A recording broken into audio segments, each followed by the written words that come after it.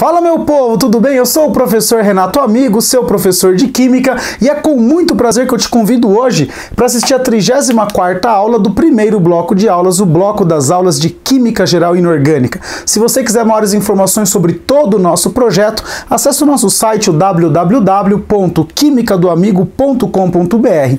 Lá você tem informações sobre os blocos de aula Química Geral Inorgânica, Físico-Química, Química-Orgânica, tem ainda o bloco 4, que são as dicas do amigo, links interessantes, orientações de estudos e várias listas de exercícios, as quais você faz o download gratuitamente, resolve no conforto do celular, confere com os nossos gabaritos e na segunda fase do nosso projeto a gente lança as videoaulas de resoluções comentadas das listas.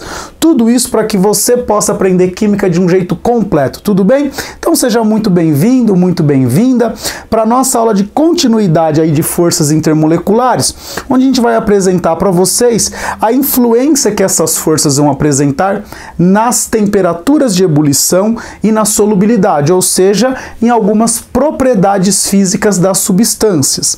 A gente vai analisar primeiro a temperatura de ebulição. Para a temperatura de ebulição, a gente vai trabalhar com basicamente duas variáveis. Evidente que a gente sabe que tem uma série de outras implicações, principalmente quando as moléculas são um pouco mais complexas. A gente está trabalhando aqui com moléculas bastante simples e dá para fazer as generalizações que a gente vai usar durante a aula. Olha lá. Quais são as variáveis quando eu falo em temperatura de ebulição? A força intermolecular, evidente, ela é muito importante, mas tem uma outra variável que é bastante importante também, que é o tamanho. Muitas vezes a gente pode confundir aí o tamanho com a massa molar. Quando você aprender massa molar, você vai ver que tem uma certa relação, então a gente pode usar tamanho ou massa molar como um diferencial, aí, como uma variável para poder prever as temperaturas de ebulição de substâncias diferentes, certo? Como eu tenho duas variáveis, a minha análise tem que sempre partir de um princípio. Eu vou comparar forças intermoleculares iguais, então quem vai mandar é o tamanho. Se eu comparar moléculas de tamanhos parecidos, quem vai mandar é a força intermolecular. Bacana? Vamos começar então aqui do mais fácil, que são moléculas que têm a mesma força intermolecular. Eu separei aqui uma listinha com moléculas que apresentam interação dipolo induzido. Eu separei os halogênios, cloro, bromo e iodo, substâncias simples. Olha só, o cloro a temperatura ambiente é gasoso, o bromo é líquido e o iodo é sólido. Logo eu posso imaginar que a temperatura de ebulição do cloro é menor, evidentemente, que a do bromo, que é menor, evidentemente, que a do iodo. Por que isso acontece uma vez que todas são dipolo induzido? Porque a molécula de cloro ela é menor. Lembra lá, o cloro está no terceiro período da tabela periódica, então ele tem 3 camadas eletrônicas. O bromo já tem 4 e o iodo tem 5, então ele é um átomo muito maior, o átomo de iodo. Evidentemente, apesar da força ser a mesma de dipolo induzido, a interação, a intensidade aqui é maior, porque a molécula também é maior. É mais difícil de você separar moléculas grandes em comparação de moléculas pequenas. Por isso que eu posso dizer que o ponto de ebulição do cloro, do Cl2, é menor que o do bromo, que é menor que o do iodo. E a mesma coisa a gente pode pegar aqui nos dipolo permanente, olha só, HCl dipolo permanente, HBr dipolo permanente, HI dipolo permanente. Olha só, o tamanho dessa molécula é menor do que o tamanho dessa molécula, que é menor que o tamanho dessa molécula. Logo, eu também posso fazer a mesma previsão. Os pontos de ebulição vão seguir mais ou menos essa mesma ordem aqui. Você reparou que não tem o HF aqui? É porque o HF não é dipolo permanente, né? Ligação de hidrogênio. Tudo bem? Aí a gente estaria falando de forças intermoleculares diferentes. Ok?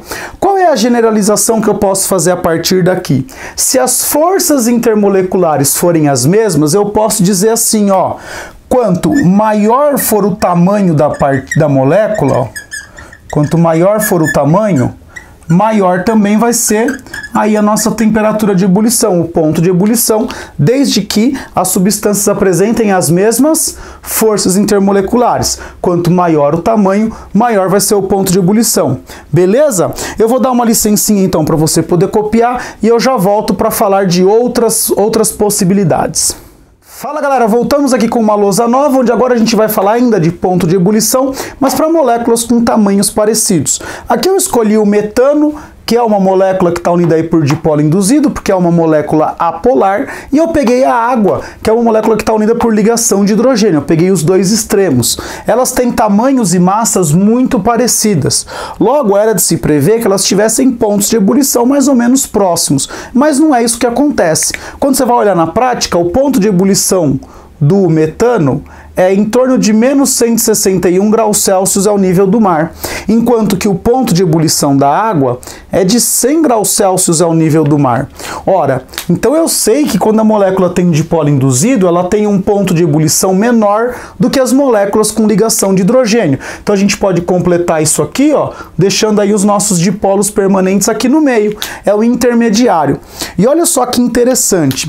Isso é bastante óbvio porque concorda que a molécula de dipolo induzido ela está fracamente atraída, enquanto que a de ligação de hidrogênio ela é uma molécula polar que tem uma atração maior. Se a atração é maior, é mais difícil para você poder separar.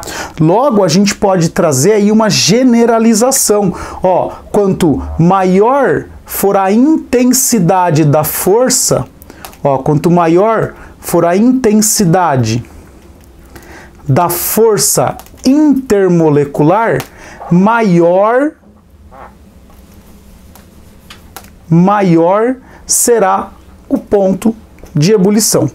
Certo? Ó, maior a intensidade, maior vai ser o ponto de ebulição. A gente trata desse assunto dando mais alguns exemplos inclusive mais específicos lá nas nossas aulas de Química Orgânica, lá no bloco 3. É só você procurar na playlist de Química Orgânica, tem falando sobre as propriedades dos compostos orgânicos. A gente dá uma ampliada nesse tema aí, tudo bem? Mas por enquanto basta você saber que dipolo induzido tem um ponto de ebulição menor que o dipolo permanente, que tem um ponto de ebulição menor que as moléculas unidas por ligação de hidrogênio, desde que os tamanhos sejam mais ou menos aí parecidos, beleza? Tranquilo? Falar um pouquinho então sobre solubilidade.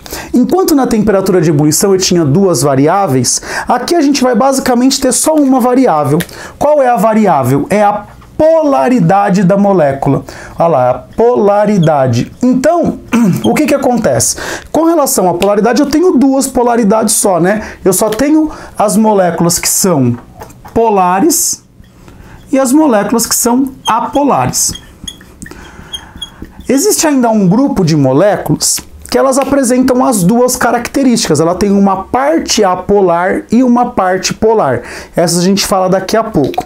Vamos pensar em moléculas apenas polares ou apolares. Vamos pensar no seguinte, ó, a gente vai usar aqui um princípio da química. Olha só, o semelhante, olha só que interessante. O semelhante dissolve semelhante. Opa, peraí, isso aí é bacana, ó. Semelhante dissolve semelhante.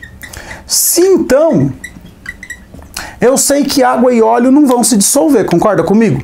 Eles não se misturam. Você coloca lá água e óleo, você consegue enxergar até a mistura heterogênea. Se eu sei que a água é polar, qual é a polaridade do óleo? Ora, se o semelhante dissolve o semelhante, eu posso afirmar que o polar dissolve o polar. Como a água não dissolve o óleo, eu sei que a água é polar e o óleo é apolar. Mesma coisa acontece com a gasolina. A água é polar e a gasolina é apolar. Agora, quem que dissolve na água? Por exemplo, o álcool, o etanol. O etanol dissolve na água. Então, se a água é polar, o etanol também é polar. Certo ou não? Então, polar dissolve polar e apolar dissolve apolar. Você deve estar pensando agora no seguinte. Ora, o professor acabou de falar que semelhante dissolve semelhante e que a água não dissolve na gasolina e dissolve no álcool. Agora, o álcool dissolve na gasolina. Por que será que o álcool consegue dissolver tanto na gasolina como na água? A explicação está na estrutura do álcool. Olha só, o etanol, que é o álcool que a gente costuma utilizar, olha só a estrutura dele. Ele tem uma parte que é muito polar que é onde a gente faz as ligações de hidrogênio com a água, e ela tem uma parte que é apolar. Logo, essa parte apolar é responsável por fazer ele dissolver na gasolina, e essa parte polar é responsável por fazer ele dissolver na água. Existem álcoois que são maiores, têm cadeias maiores. Por exemplo, ó, eu vou desenhar aqui, ó, um álcool. Então você vai imaginar o seguinte, ó, que tenho